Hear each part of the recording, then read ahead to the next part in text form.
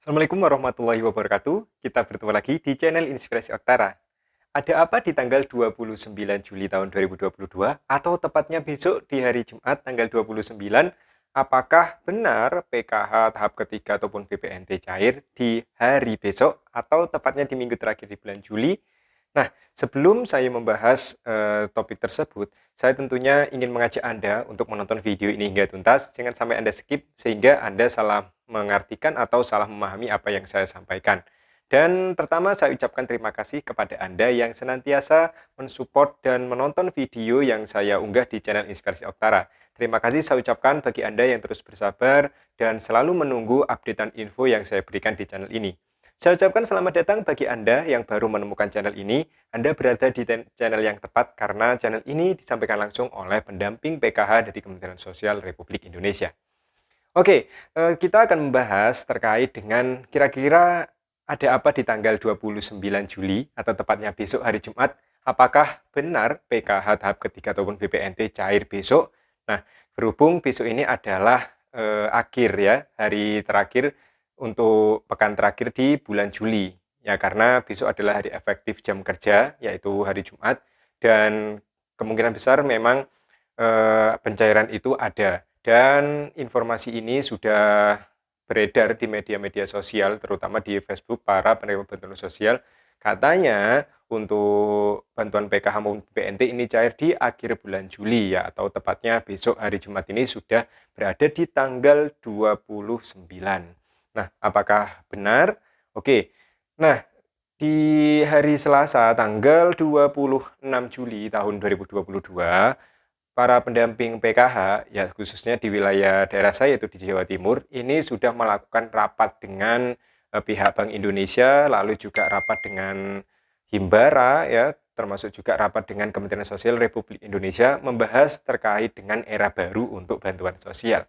Bahwa saat ini karena dulunya PFM ini sudah dibubarkan, maka Kementerian Sosial menyongsong era baru, yaitu adanya bantuan sosial non-tunai atau yang disingkat BSNT. Nah, untuk BSNT sendiri ini terdiri dari dua program, yaitu ada PKH maupun BPNT. Dan karena PFM sudah dibubarkan, kita tinggal menunggu surat resminya bahwa kabar yang beredar ini nantinya PKH maupun BPNT akan ditangani oleh satu bidang. Dan saat ini juga ini sedang dimatangkan rencana untuk pemerintah menangani para penerima bantuan sosial yang usianya masih produktif atau di bawah 40 tahun.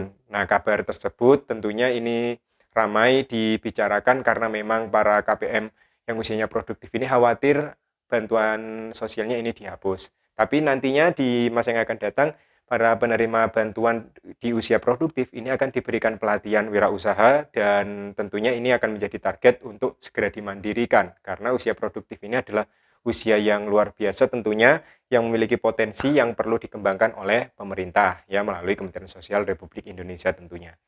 Nah, dari hasil rapat tersebut selain membahas tentang era baru untuk bantuan sosial non tunai, poin penting juga yang dihasilkan di rapat tersebut bahwa untuk PKH maupun BPNT penyalurannya masih tetap akan dilakukan secara non tunai, berarti masih melalui himbara atau himpunan bank negara. Dengan bahasa mudanya, bantuan PKH maupun BPNT akan melalui KKS atau kartu merah putih yang saat ini dimiliki oleh para KPM. Nah, untuk yang daerah akses sulit, ya misalnya tidak terjangkau oleh agen ya atau minimal ATM-nya ini sulit sekali dijangkau di daerah tersebut, maka Kementerian Sosial menggandeng PT POS untuk menyalurkan bantuan pangan non tunai atau BPNT-nya.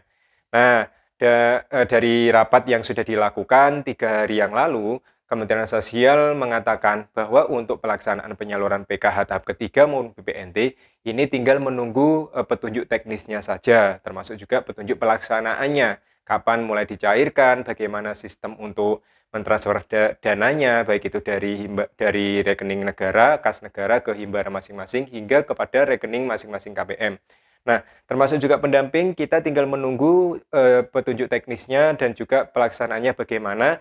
Sesuai dengan rapat yang sudah dilakukan di hari Selasa, maka Kementerian Sosial mengatakan kurang lebih 3 hari lagi untuk juknis, termasuk juga petunjuk pelaksanaan penyaluran PKH tahap ketiga maupun BPNT ini keluar.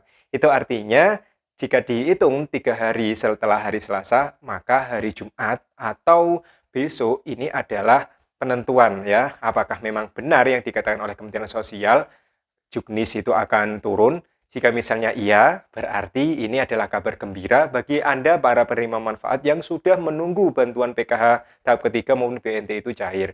Nah, di sini juknis sangat diperlukan terutama bagi kami para pendamping yang mendampingi KPM. Tentunya kita menjadikan juknis tersebut sebagai acuan. Kira-kira KPM ini harus seperti apa, lalu penyaluran bantuan PKH maupun BPNT yang terbaru ini seperti apa, kita membutuhkan itu.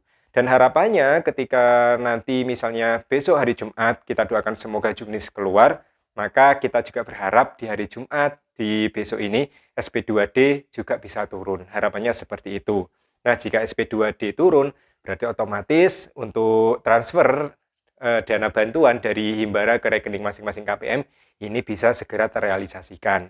Nah, ada kemungkinan jika misalnya besok ini kemungkinan terburuk misalnya belum ada kabar terkait dengan juknisnya, SK-nya maupun SP2D-nya, maka kita berharap di kemungkinan besar tentunya Kementerian Sosial ini bisa menyelesaikan proses penyaluran bantuan PKH tahap ketiga maupun BPNT itu di awal bulan Agustus ya kemungkinan. Jadi misalnya besok untuk juknis misalnya tidak keluar, setelah rapat janjinya 3 hari tidak keluar, maka kepastiannya tentunya ini di awal Agustus ini kemungkinan ada penyaluran serentak ya baik itu PKH maupun BPNT. Nah, sekali lagi saya ucapkan kita harus lebih bersabar lagi menunggu untuk turunnya petunjuk teknis yang tentunya turun di masing-masing pendamping. Jika misalnya ada petunjuk baru terkait dengan era baru pelaksanaan bantuan sosial non-tunai, tentunya saya sebagai SDM PKH di sini akan menyampaikan kepada Anda melalui channel ini.